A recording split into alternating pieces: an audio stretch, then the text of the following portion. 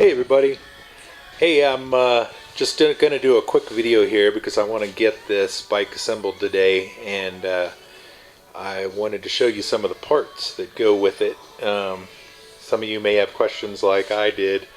Let me skip over here and show you. This is the 68 DT1 that I have. This was the first year for Yamaha enduros. These bikes were super popular.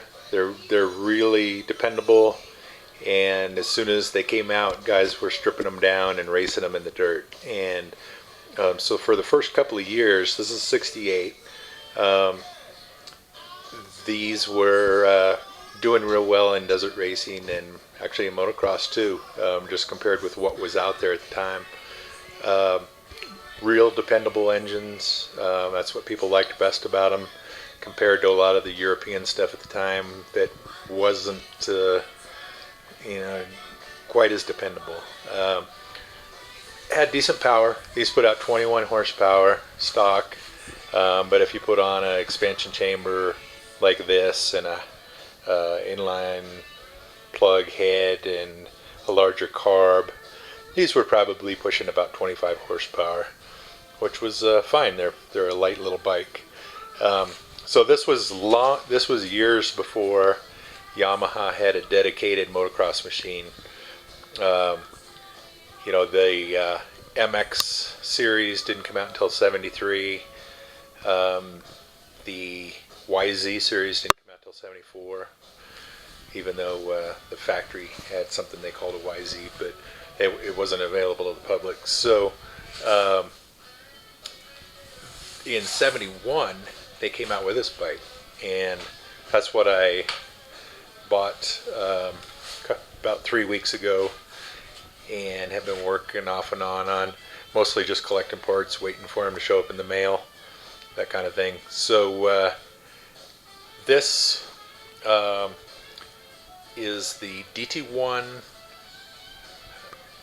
MX, and designation is a F with a 9,000 something serial number. So they came with what they called the Git kit. They were Yamaha's first true attempt at making just a motocross dirt bike specific bike. Didn't come with lights. They were very, very similar to the 68 through 70 DT1s. But no lights, and the Git kit, which is what I've got here on the table, GYT standing for Genuine Yamaha Tuning, and what it was the cylinder head, the cylinder, a single ring piston, 32 millimeter carb instead of the 28, and their own expansion chamber here.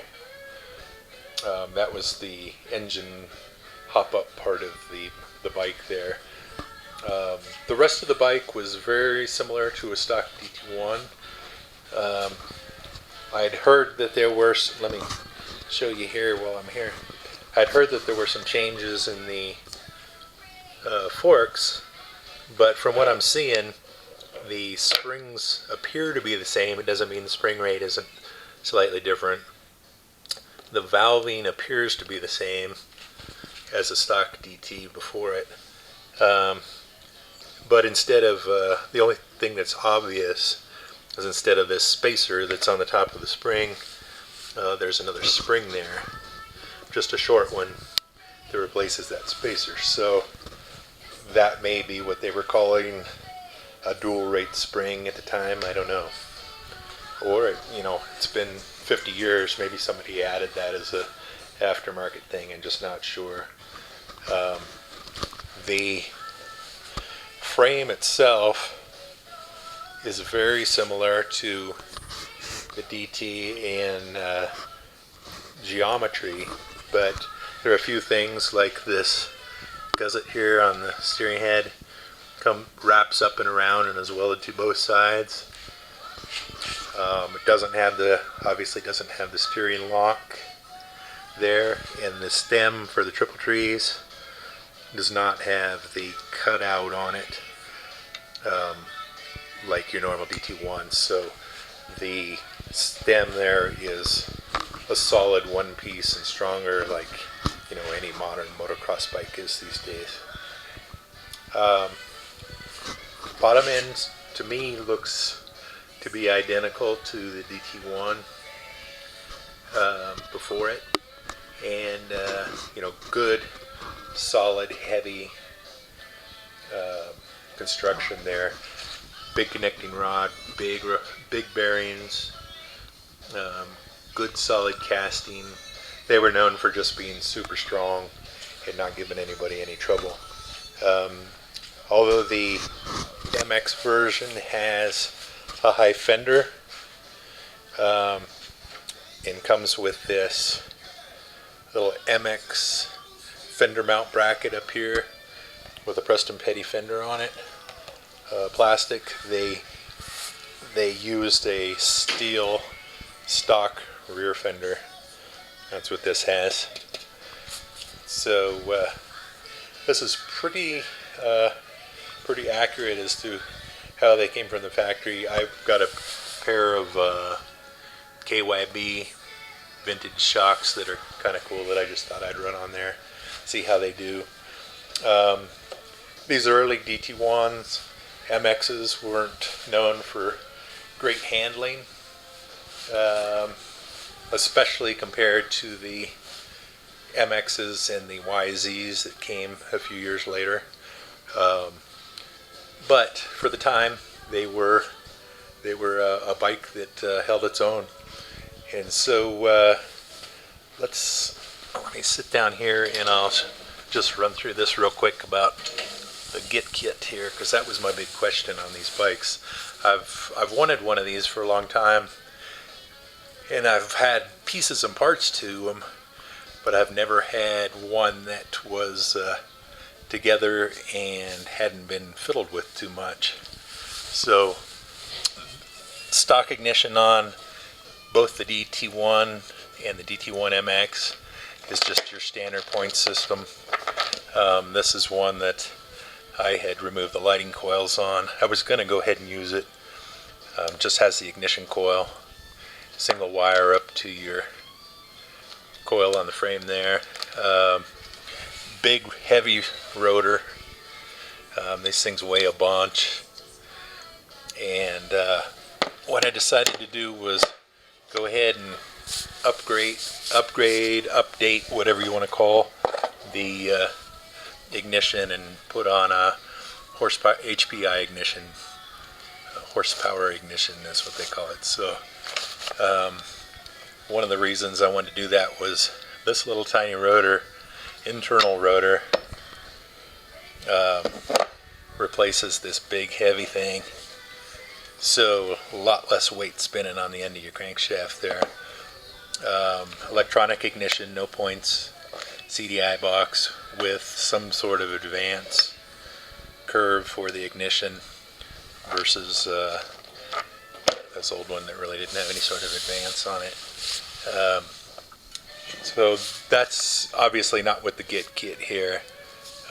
That's just a modern upgrade that I'm doing to this motor. The kit had a polished cylinder head. As you can see, they actually polished this at the factory.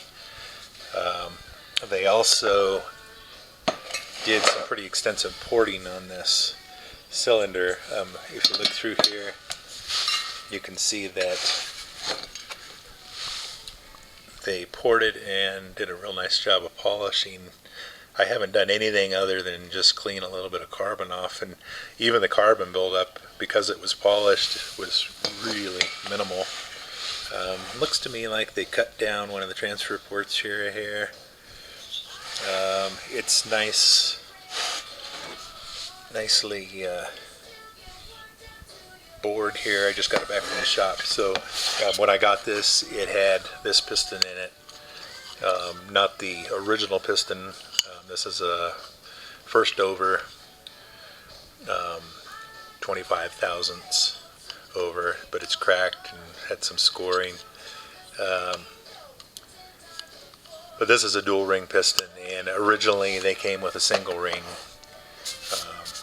piston, but I'm going to go ahead and put a double back in as well, just because it's something less I have to fiddle with during the season here. I just find that single ring pistons wear out so quickly that, you know, every third race or something you're pulling off the top end to put in a new ring. So I just want something I don't have to mess with.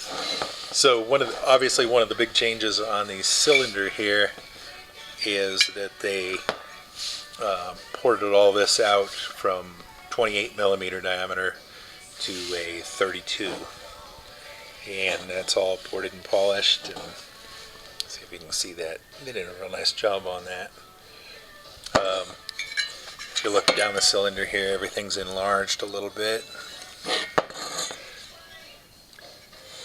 But it looks real good. It also looks to me like, because if you can see the 246cc designation there on the side of the cylinder,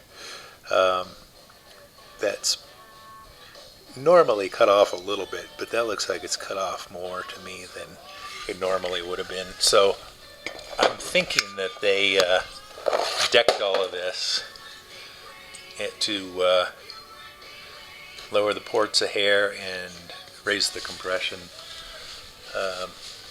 Like I said, a new second over piston, so I got lots of room for more overbores there. Your insulating block for the carb, it's also a 32. Matches up real nicely with what they did here on the cylinder. This is a 32 flanged carb Mikuni that came with the kit. Nice carbs, they work well. No reason to put on a modern. These work great. I've had real good luck with them. This is the Get Kit suspension chamber, and you know, easy to identify with that kind of mesh on it. Although it's similar to the mesh that's like on my the factory performance pipe for the TS250 there. So that is pretty much it for the kit. It's going to be a fun little bike. I've got to try to get it together in the next couple of days here, and now that I've got all the kit here. Did I show you this seat here? I'll show you this real quick in case you're working on these Yamahas. KDI Reproductions makes these kits, and it makes real nice seat covers, a great seat pan that they powder coat and all. Looks just like the original, and there's some real nice foam. Real good price on all of that if you need to replace your seat on one of these old DTs. So that I think is about it. I've got a tank over here that is pretty straight, and I'm going to do repaint on that, and hope to get this thing back on the track in 2.5 weeks at Thunder Valley in Lakewood, when our Vintage Motocross Club has their first race there this season. So